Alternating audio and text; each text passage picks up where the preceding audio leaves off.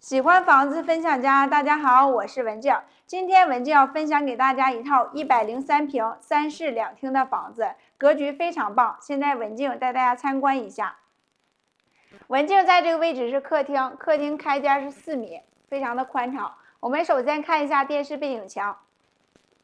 电视背景墙中间的位置采用1.2米乘600的深色瓷板砖，两边做的是灰色的墙板。中间镶了一个碳钢条，提亮颜色。我们再看一下这个位置，客厅前边是落地飘窗，这个位置可以摆放一些花花草草，上边正好可以摆放多肉。我们再看一下沙发背景墙，沙发背景墙非常简单，只挂了一组画。我们看一下沙发的颜色跟窗帘的颜色基本上是相近的，这样显得房间不会太乱。大家可以看一下这边的墙壁。墙壁也挂了一组画，也是绿色的，正好是相呼应的。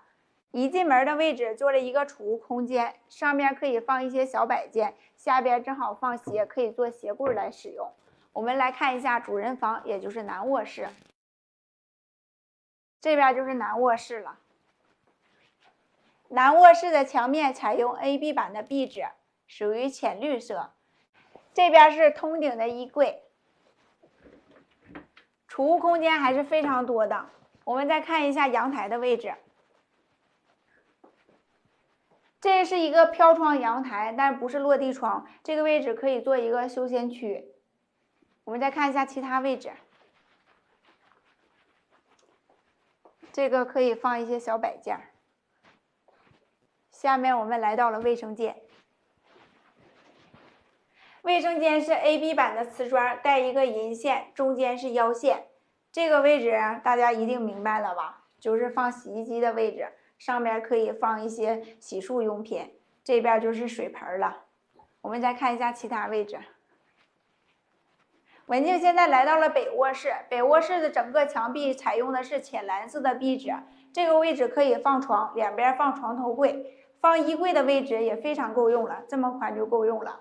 我们再看一下窗户，这边不是飘窗了，但是整体做的里实包口，这边是窗帘。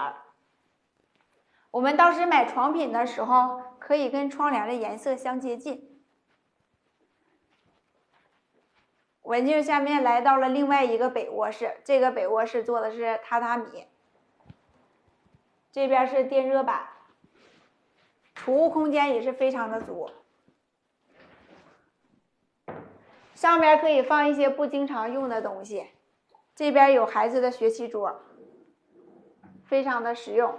这个位置采用套色，提亮整个房间。大家看了半天，是不是没有餐桌的位置？实际上这个是餐桌的位置，可以靠墙摆放餐桌。如果家里有人来的话，可以拽出来。我们再看一下厨房。整个房子厨房的空间是最小的，但是也够用了，可以在这边做饭，这边洗菜，预留的插座。我们再看一下这个位置，这个位置大家一定猜到了吧？就是放冰箱的位置，插座已经预留好。大家知道这个空间是怎么来的吗？我们再回过看一下，看一下北卧室。